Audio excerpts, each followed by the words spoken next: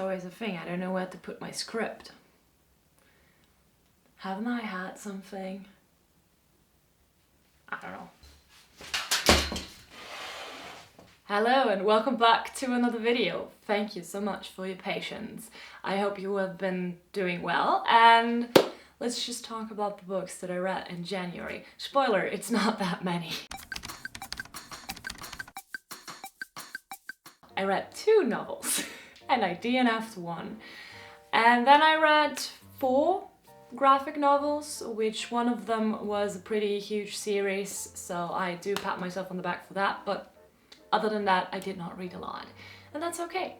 January is a long-ass month with little-ass time. The first book that I read this month is Sayaka Murata's Life Ceremony. This is a collection of short stories that are more or less orbiting around the themes of the body, relationships, our environment, life in general, all of it together, you know, just everything. And if you have read anything by Murata before, you know that she can get quite unhinged.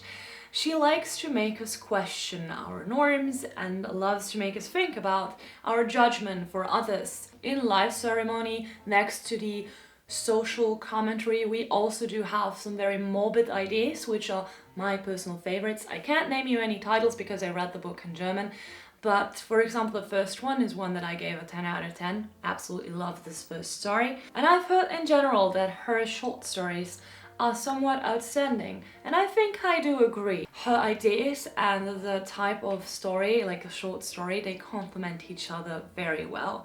So if you've never read anything by Murata before and you definitely would like to check her out, I think that this one is also a very good point to start at, because it gives a wide overview over her topics. Like, you can see what she likes to naturally write about. Okay, the next book that I've read, can you believe it or not, is How to Sell a Haunted House by Grady Hendrix. And this is about a family in which the parents die. They die, it's a tragic death, but still, like, the children are grown up and now they get a house from the parents, and they kind of have to see what they're going to do with that house.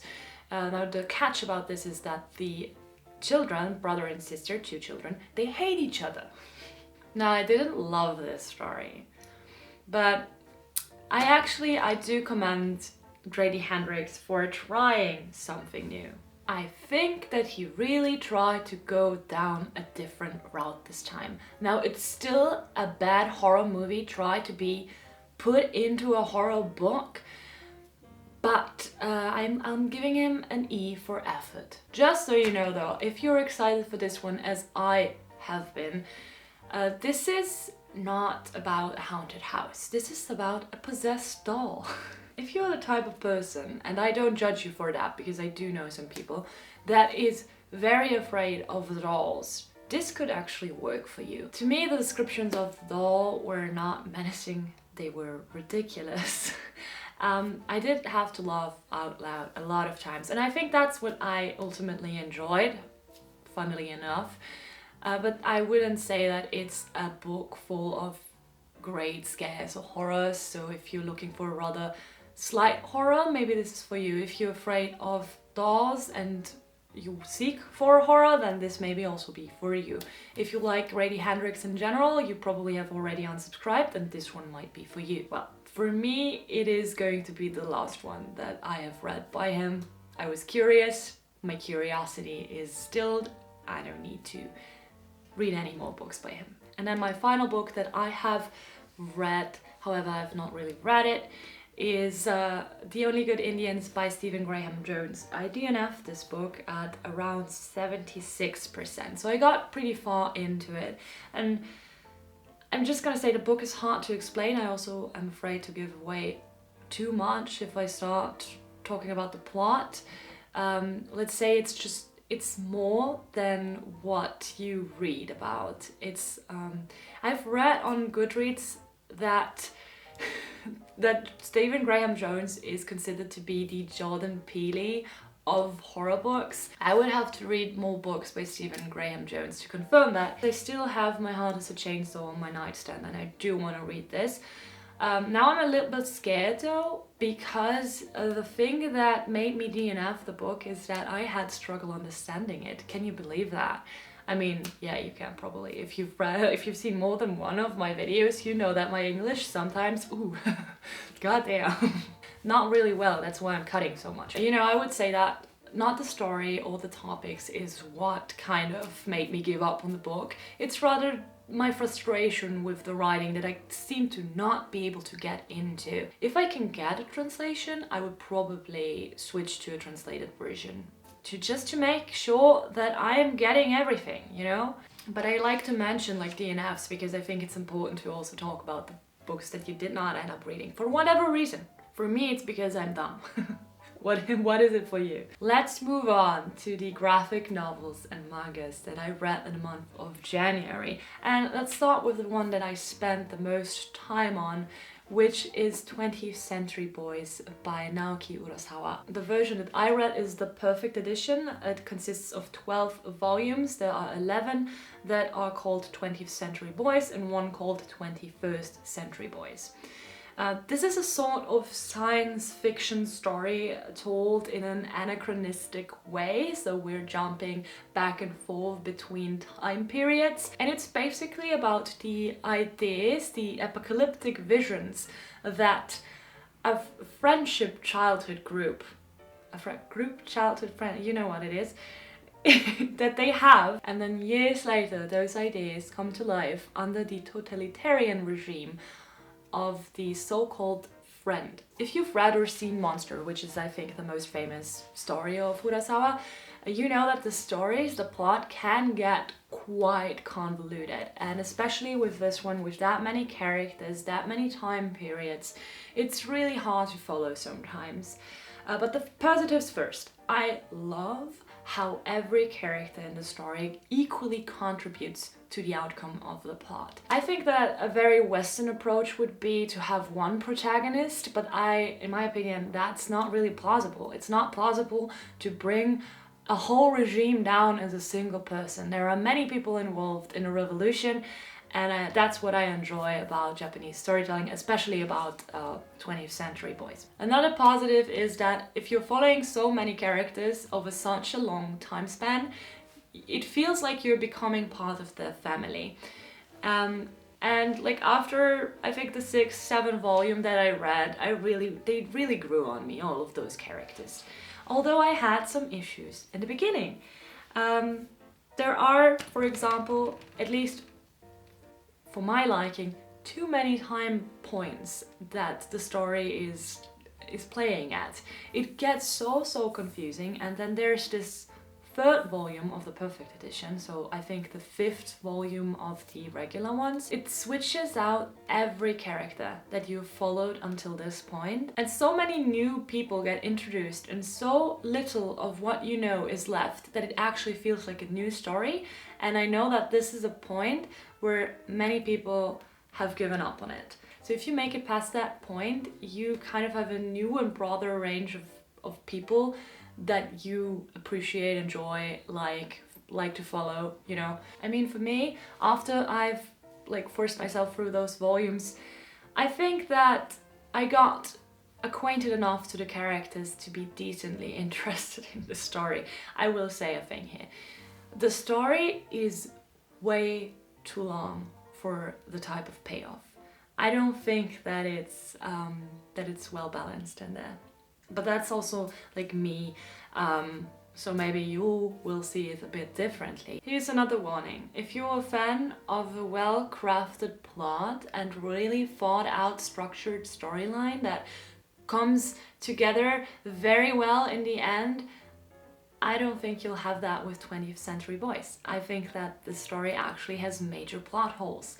There are many things that I asked myself or that I thought were unplausible with the way that the story went. So that's a bit of a bummer. I want to end on a positive note though, so I'm going to mention something that I thought was really cool in the story. Music plays a major plot point in the story. I think that's cool. I love that. Then I've read Speak by Laurie Halse Anderson. This was originally a novel published in the 90s and then got adapted into this graphic novel, I think in 2018 if I'm not mistaken. There are some minor changes that were done to the story, like for example the main character using a cell phone, which didn't exist in the early 90s when this was published first. This is a very personal story, as it is also a story that happened to the author herself. So it's about a girl that got raped at a party at the age of 13. And we follow her as she is closing in on herself. She can't find the words or the courage to talk about what happened to her.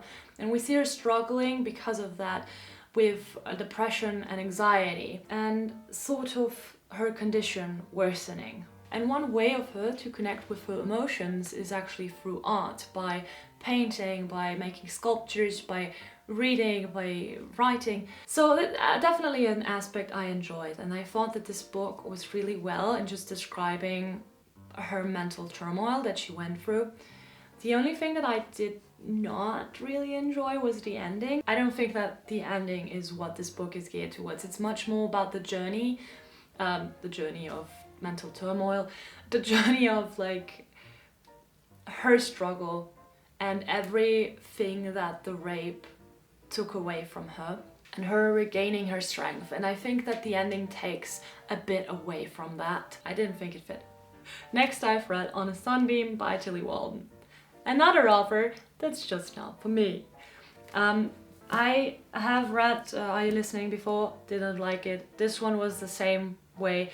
It's just, Tillie Walden is a romance author. And I don't like romance. I can't help it. I can't help it. I also don't like space stories. I have now reconsidered. I'm not gonna say I don't like sci-fi anymore, because sci-fi is a huge genre.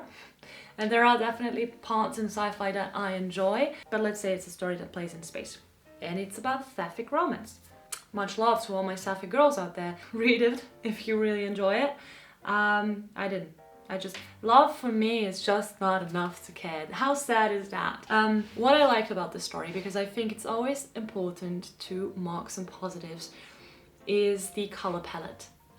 There was like blue whenever we talked about the past, and some violet tones when we were in the present, and I think that was really well done. Also some of the artistic choices, like blood splatters were really, really cool, or some of the talking bubbles, speech bubble, sorry, forgot that.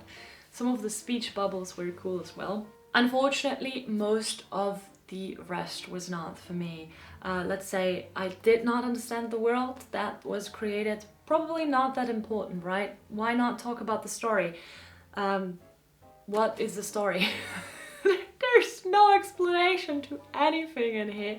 Okay, I get the story. Like, girl love girl, and girl not together anymore. One girl look for other girls so they can be happy again. I get that story. Very simple, okay?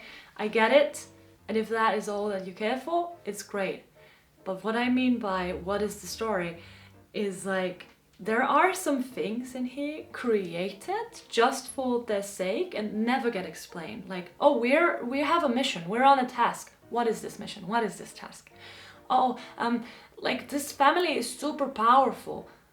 Why is this family powerful? Who are they? Like, what do they do? Oh my god, they are so feared, and they can't go back to the place that they come from because they did something unforgivable.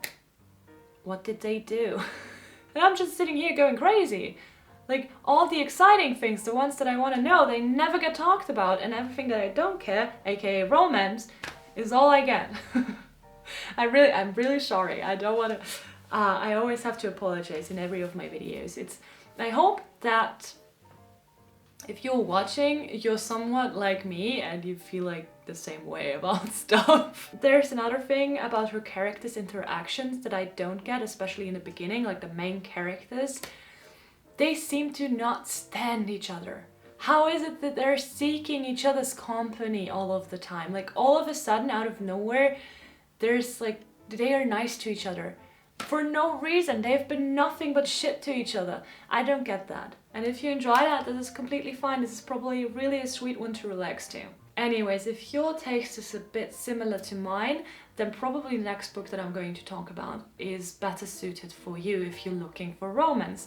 Because the next book that I'm going to talk about is my manga of the month, graphic novel of the month, Blue by Kiriko Nananan, which is also a romance between two girls. And this is a coming-of-age romance, actually, between two schoolgirls. Kiriko Nananan is an author that manages to say so much with so little. Like, she has a really subtle way of expressing emotions and thoughts. Like, her art style is actually quite simple, but it's really interesting how the characters are oftentimes cut off by the frame, or how she focuses on details like what people are doing with their fingers or their feet to express the emotions, and through that she doesn't need as much text. And I think that that is actually sometimes even better than writing everything out, because it does evoke an emotional image that sometimes also transports more than we could ever say with words. So I would highly recommend to check out Kiriko Nananan if you've never read anything by her. And here I am at the end of the video. It's nice to be doing this again. Thank you for waiting. If you, for some reason, have not yet, please consider to subscribe, and I'll see you at another time in another video. Bye!